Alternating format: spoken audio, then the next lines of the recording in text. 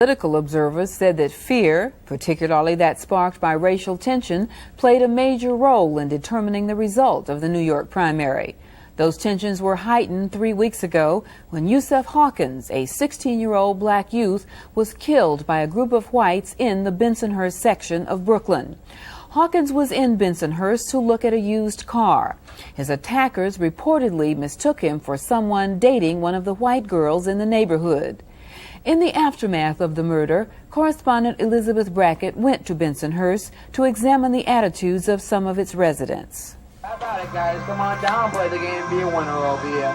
Play the game, be a big winner over here. The crowds were down at the Santa Rosalia Festival in Bensonhurst this year. Our business is very bad. What do you attribute? Why has it been bad? I don't know. People don't come out. It wasn't hard to figure out why. The festival is only 2 blocks from where Yusef Hawkins was gunned down a few weeks ago. The whites charged in the attack, all Bensonhurst boys. The killing jolted the city and the country. Bensonhurst felt the anger. The neighborhood, its culture, its attitudes were blamed by many for Hawkins' death. Marianne Patch, half Italian, half Polish, lives here. She says the neighborhood has gotten a bum rap. What they're doing now is being protective of themselves. They don't like the finger pointing. They don't like the generalizations. What that young man did in shooting was wrong. There's no excuse for violence whatsoever. However, just because it was not right, but it wasn't necessarily racial. There were other elements involved. It wasn't. We have black people in the neighborhood all of the time. Some blacks and other minorities do live here, but not many.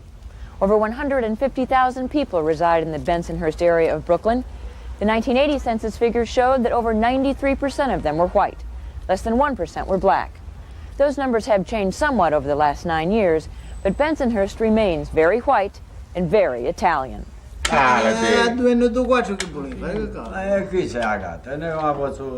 Italian is heard almost as often as English in the neighborhood. Close to half of those who live here are recent immigrants, mostly from Sicily and southern Italy. When immigrants find their way to this neighborhood, they find a community much like the one they left back home. Laundry flies on backyard lines, religious statues guard neat row houses, and around the corner, pasta stores bring a sense of the old world to the new. Sociology professor Jerome Kais studies urban neighborhoods. He says Bensonhurst does tend to be an insular, isolated community. They're very concerned about their families and their children. They're very, very protective. They're living in a hostile environment. New York City is a hostile environment for children, for people who don't know the city. And what they've done is they've kind of replicated the defense of their communities in Italy, which they've done really for hundreds and hundreds of years. So it's easy to transport that culture over here and use that as a way of protecting themselves against the outside. Bensonhurst's reputation as a tough, hostile, racist neighborhood did not begin with the killing of Yusef Hawkins. Books, movies have reinforced the neighborhood stereotypes for years. This film, released last year, is having a renewed run at the video stores. Last year's Hollywood version was not that different from this year's reality. UPRs shouldn't be dealing the drugs here in Bensonhurst. Don't you know that?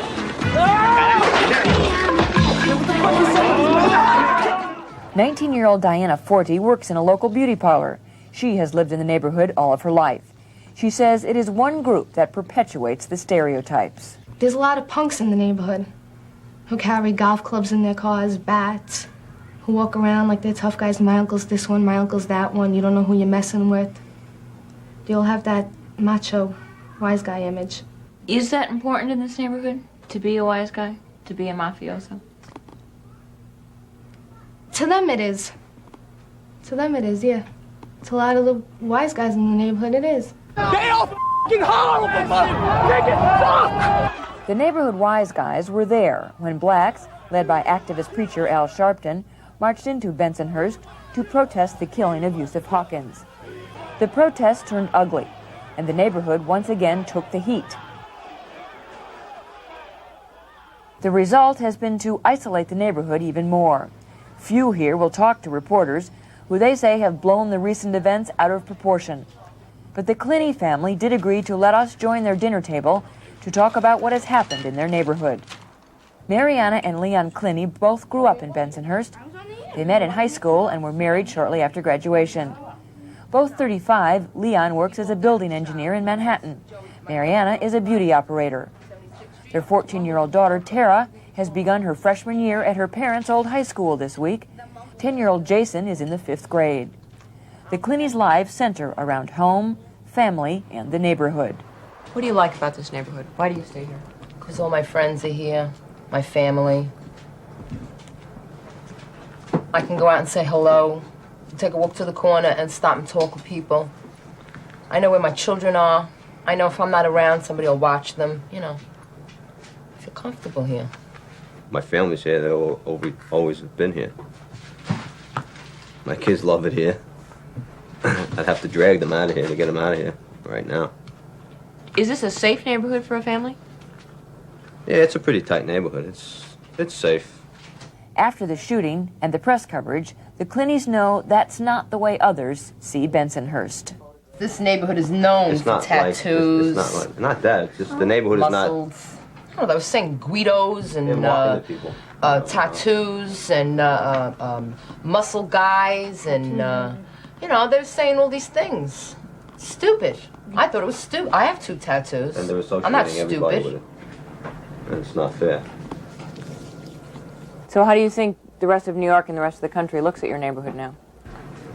They look at it like they're writing it up to be. Yeah. Because they're not here and they don't know it. You know, they just have to believe what they read or see on television. We have everything here. I told you. Everything. White, black, Spanish, Oriental, Mexicans, everything. Their neighborhood doesn't. Their neighborhood doesn't. We have everything here. My children are exposed to everything.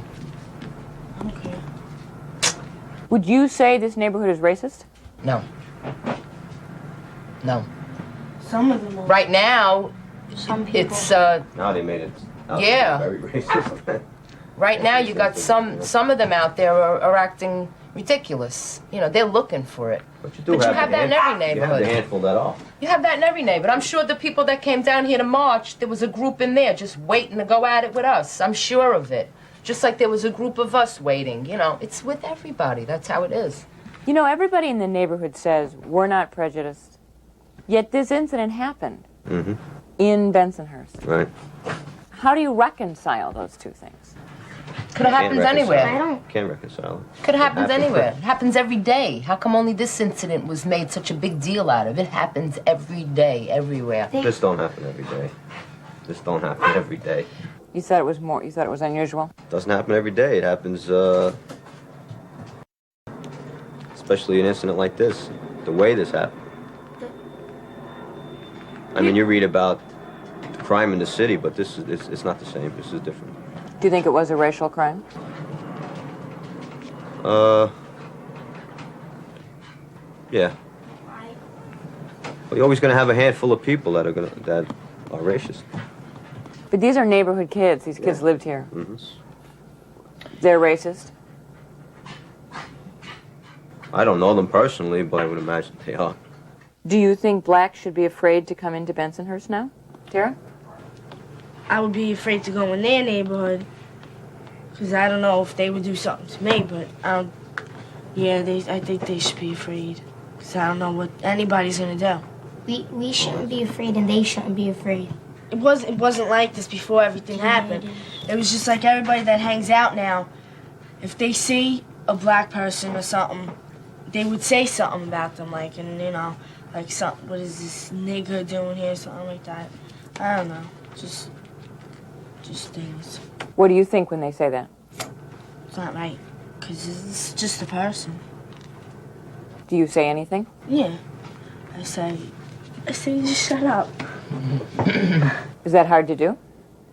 No, because I used to like a black person. If you used to like a black person, was that hard to do in this neighborhood? Yeah, because people say a lot of people say things, like that I'm a nigger lover and all this other stuff. How'd that make you feel? It makes me feel stupid, but I don't care.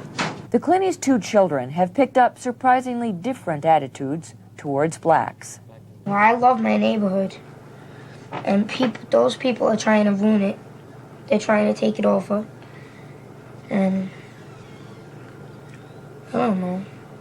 What do you mean they're trying to take it over? I don't know. They think they're so much better. But Who does? Who thinks they're so much better? the blacks, like 1 march is enough. They keep going on for 10 more, and then they want another killing, then there's gonna have to be more, and then another. What are you talking about? They're looking for trouble more. Tara, what do you think about what your brother just said? I don't know. This neighborhood, I love my neighborhood, and I'm never leaving it, but everything's shot. Like, everything's wrong. Now nobody wants to walk around because they think that something's going to happen. I don't know. It's a big mess. Anything you can do to end it? No.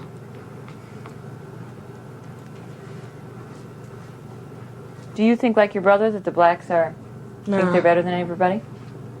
No. What do you think about blacks? I think they're the same people. They're the same thing, only a different color.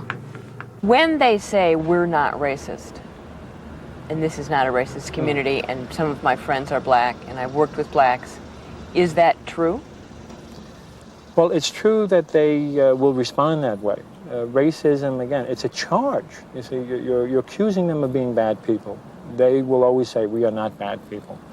They also will accuse the media of being duplicitous.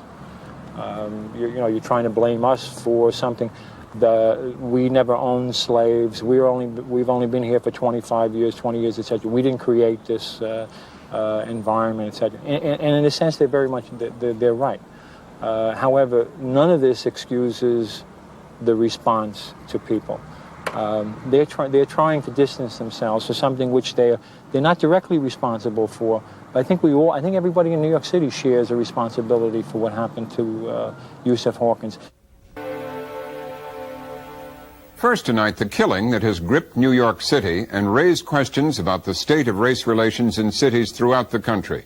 The crime occurred in Bensonhurst, Brooklyn, a white, predominantly working-class neighborhood of New York. Today in Brooklyn, funeral services were held for Yusef Hawkins, a 16-year-old black youth who was shot to death last Wednesday night. Police say 30 white teenagers armed with baseball bats and at least 1 gun attacked Hawkins and his 3 companions, thinking that Hawkins had come to the neighborhood to date a local girl. But Hawkins didn't know the girl. He'd come to Bensonhurst with his friends to look at a used car. Today, an hour before the Hawkins funeral, 2 white teenagers were indicted on murder charges related to the incident. 4 other white teenagers have been released on bail, and police are still looking for the suspected gunman. In the aftermath of the killing, racial tensions in Bensonhurst and New York City have mounted. Local marches organized by civil rights groups have drawn anger from the community. Why should the whole community be indicted and maligned and called racist for the acts of one individual? These people are good people. This is a good community, and there are not racists in this community. This is not racist community. We just don't like black people. That's all. My son will never turn this corner again. No, he won't. Only because of this, the pigment of his skin. Do you understand that? This is what America must learn. That we are no longer going to take this. We turn now to 4 people with different views on the killing and the underlying racial tensions in New York and elsewhere. Father Charles Familia, assistant pastor of St. Dominic's Roman Catholic Church in Bensonhurst. The Reverend Herbert Daughtry, pastor of the House of the Lord Pentecostal Church in Brooklyn.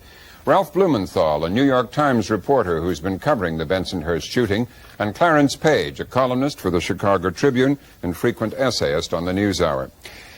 Ralph Blumenthal, is this right, that there is no explanation but naked racism for this killing? Is that right? It seems so. As a matter of fact, the killing itself is enveloped in mystery. We have not gotten an explanation from the police or any of the witnesses or survivors as to exactly what happened when these 2 groups confronted each other. It's just unknown. But so far nobody has come up with any explanation which would mitigate the charge that this was a racist killing. Is that Absolutely correct? not. The only thing people have said is that he was mistaken for someone going to visit this white girl, as if that would be an excuse.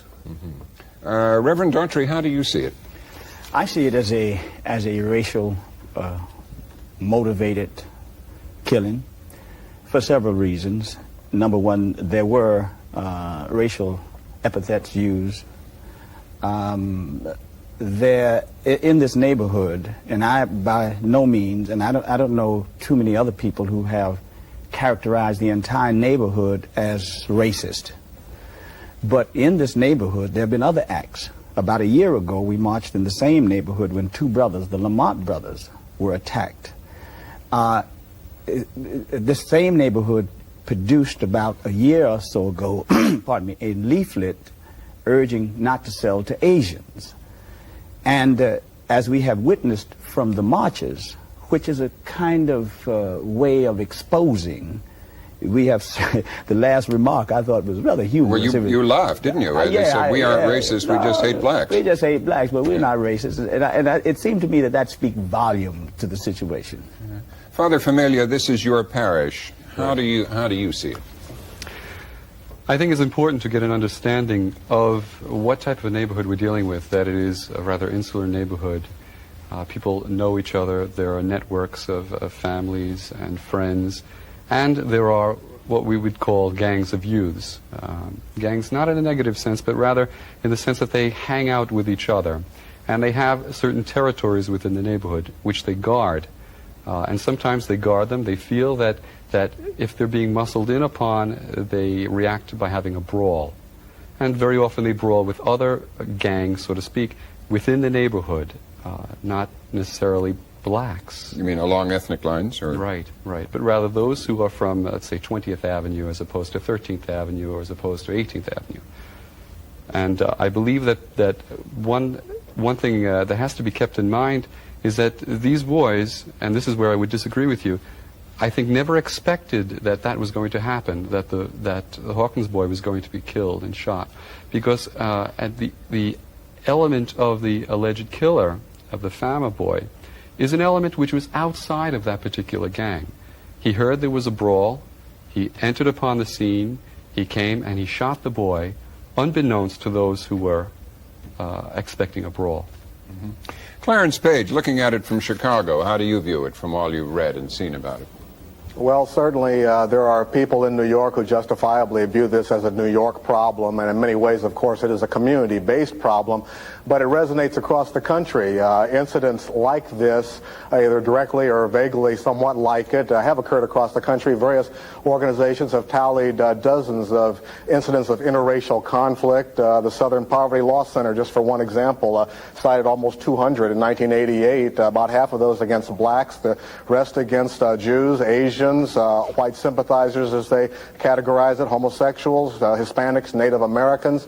What is really depressing about this, to me, is that we're talking about a mob, a lynch mob-like activity. However, whatever started it, whether it was one of those kind of urban turf battles we're accustomed to with teenagers, it evolved into a mob that was out hunting for somebody who looked black or Hispanic. And apparently Yusef Hawkins happened to turn up at the wrong place at the wrong time. Now that resonates across the country, certainly with blacks and other minorities, people who, as hard as they may try to avoid high crime neighborhoods, as hard as they may try to avoid trouble, can still find themselves, because of the color of their skin, being in jeopardy. So it's more than a New York problem, it's everybody's problem. How do you, having covered the neighborhood a lot, Ralph, how do you assess what is being called racism in Bensonhurst? Well, I think the reactions of some of the anti-demonstrators, the counter-demonstrators, was pretty revealing, holding up watermelons and shouting racial epithets. You know, often people who are racist or prejudiced, and the terms are being used interchangeably, although there is a difference, racism is much more ingrained, they don't recognize themselves as such, or they refuse to confront it or admit it. So they do this, and they hold up these terrible symbols, and yet they deny that they are biased. I think it shows that there are neighborhoods in this city where blacks are not welcome. We've perhaps not written enough about it, but Bensonhurst is a very homogeneous community, as the others have said. Blacks are often looked on as interlopers. They're to do no good. And there are other neighborhoods like that in New York. We saw it in Howard Beach.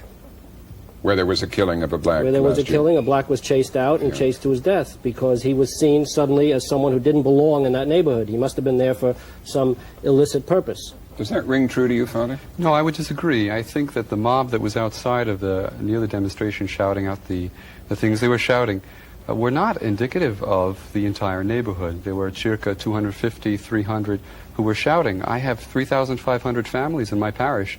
There are 6 parishes within the area. Those people who came to the mob are those who are, I believe, of the basest stratum of the neighborhood, who are attracted to mob scenes. And so they came and they expressed themselves, but they are not indicative of the entire neighborhood. What about Mr. Blumenthal's perhaps wider or deeper point that in this era, a quarter of a century after the civil rights laws were passed, and we thought we were moving beyond a lot of these attitudes, that people are racists and yet don't believe that they're racists?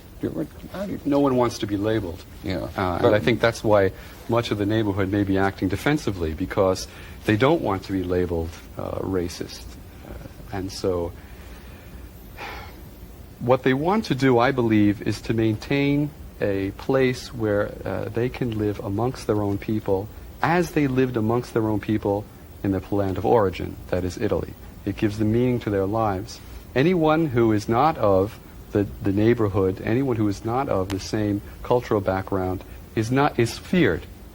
Okay, and I think perhaps that is where the basis of racism comes into question. Yeah. Robin, I must say this though: if a Jew had walked through that neighborhood, or an Irish American, or a member of any other white ethnic group, he would not have been immediately targeted, I would say. I think Hawkins came into the neighborhood at that time of night because he felt comfortable enough to. And very often there are blacks who come into the neighborhood, walk down the neighborhood, and there's no problems. The thing that's just so bothersome to me is I think you touched on it, nobody's racist. You know, people get killed, but this is not racist. They just happen to be in the wrong place at the wrong time. They just happen to be in the neighborhood. People just didn't understand them. They had a little fear, but nobody's racist. When it's so clear, so obvious from the television, from the newspaper, what came across were these persons in their words and their behavior was indisputably racist. But they're different kind of racists. You have a subtle racist. You know, of course, they wouldn't do these bad, wicked things. They wouldn't get out on the street corner. They'll simply just go along with the program. But they don't want blacks in the neighborhood. They don't want blacks in the neighborhood. You see, all Asians, they'll disseminate material through the neighborhoods. All Asians stay out, you see. But they wouldn't dare say that we racist. The same thing in Howard Beach. Judge Dukakis stated in Howard Beach, he said the thing that was most distressing to him, this is where Michael Griffith was chased onto the highway, the thing that was distressing to him, that of the thousands of letters he received, not one letter expressed remorse for what had happened. Not one letter. That is distressing. It is distressing because there is not going to be any recovery, any reconciliation, until there's the recognition of a problem. But that is not the case in Bensonhurst. I believe there's quite a lot of remorse and sympathy that's been expressed by... Quite so. Many people have come. And a lot of people are in the community are outraged that some people in the community appear to have done this. Is that correct? That's correct. And that's why that the community does not want to be branded because of the action of a few, nor do they want to be branded because of the reaction of this mob. You know, but then they must come forward. Yeah. The other people have to come forward now and put forth the other point of view and counterpose themselves against the extremists. Precisely. If I may, pardon me. Yeah. If the good people, the decent people, and I subscribe to that. I subscribe to Dr. King. The tragedy of Birmingham was not what bad people did, but that good people did nothing. I subscribe to Burke. All that is necessary for evil to prevail is for good people to be silent.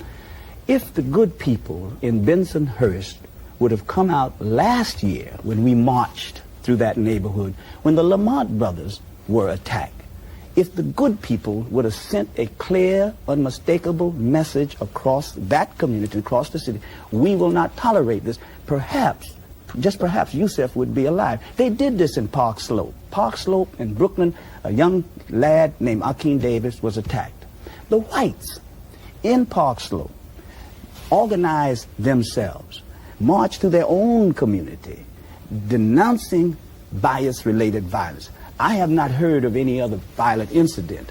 The good people, that's in my article. I've been challenged. That's the challenge that I laid out when I marched. We went for a memorial service. That is always the challenge. Where are the decent people? Let them go. There's a woman, Elizabeth Galaza, that was demonstrated the tenderness. I've been in touch with her.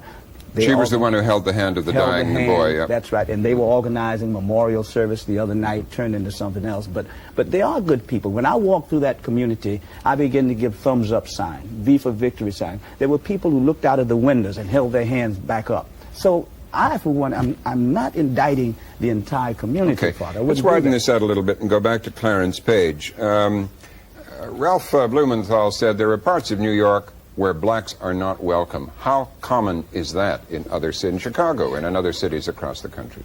Well, I'm sort of experiencing deja vu all over again here, Robin. I've been hearing for many years that it certainly is true. First of all, there is de facto apartheid by community, by neighborhood in our big cities and many of our small towns for that matter, sometimes entire towns, as we've seen in some unfortunate cases. Black people had better be reluctant to go into them day or night.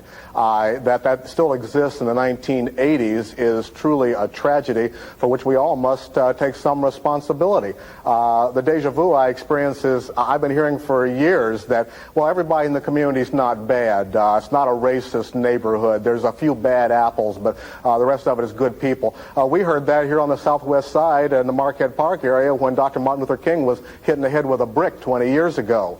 The fact that we're still experiencing this sort of neighborhood apartheid 20 years later indicates that we can't just call these isolated incidents anymore. After Howard Beach, after situation in Bensonhurst, after the many others we've seen, and even I'm not going to discount black on white violence, but that tends to be so much the exception, it seems, in the long run. Father, we do have a community-based problem that we're seeing all over the country. Father Familia, you told our reporter Alison France today something that interested me, and that was that a lot of people in your neighborhood have the idea, because they're fed it by the media, that blacks are, that crime has a black face, and they tend to stereotype blacks, particularly young black men, as either involved in drugs or crime, and if they see one, that's the automatic reaction. Yes, I believe. Yeah, I believe that is the issue. Yes, the good people of the neighborhood could come out on force and do something symbolic. But I think... Not symbolic, something substantial. Substantial? All right, a symbol that is substantial, because symbols can be. Symbols can speak, you know, I'm talking about something volumes. substantive. You seem to be talking about All right, symbols and... I'm sorry. Anyway. Go ahead. So perhaps a gesture of grief, because there is expression of grief. But the problem lies with the media. If you want to deal with this, if I were a black pastor, I would be upset that every day an atrocity story is shown in the newspapers about someone in my neighborhood.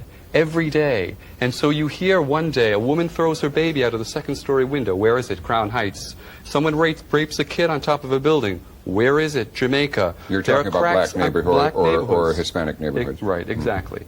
And what is happening, in fact, the very day after the article on racism, they had a picture on the front of the Times showing black youths who were found with so many cases of cocaine. Why is it that the media is continuously centering in on the black and portraying the black as someone who cannot live in society? This is being fed to our youth, this is being fed to us, and the perceptions about the black community become reality. You see, it's in the paper. Now, there are atrocities all over the place. Why is the media centering on the black? And unless that changes... Mr. Blumenthal, as a member of the media? Speaking for the media, well, I would say that it's a fact that a disproportionate amount of violent crime is committed by young black youth. That is a statistic, and there are many reasons to explain that: disadvantaged background, lack of education, poverty, etc. That is a fact, and I think that is a perception that one cannot totally discount in neighborhoods like Bensonhurst. What about just oppression and suppression? Keeping them under. Don't you think that's part of it? I don't know. I mean, in this case, certainly there was no threat from Yusef Hawkins and his friends, so there could be no suggestion there that these kids were up to no good in that neighborhood, and that there was any reason for the neighborhood to gang up against them. Let me play devil's advocate here and bring in Clarence Page, who's in Chicago.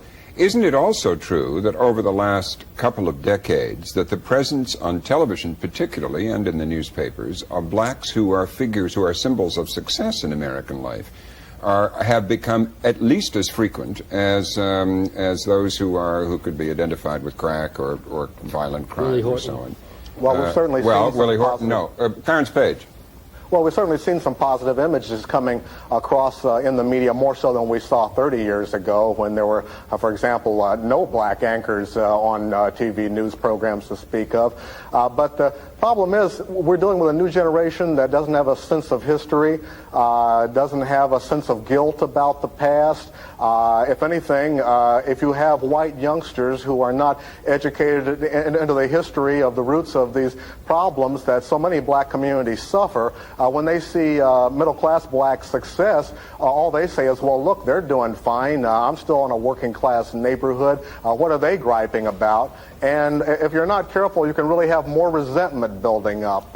I think at bottom what we're talking about here is the fact that communities are losing touch with each other rather than having more dialogue and talking with each other. I think Reverend Daughtry is really talking about the fact that in Bensonhurst there's been such a concern with keeping its community intact and taking care of its internal affairs that it has forgotten it's in a pluralistic society and it does have to deal with other communities, and it can deal with them in a hostile way or it can deal with them in a peaceful way.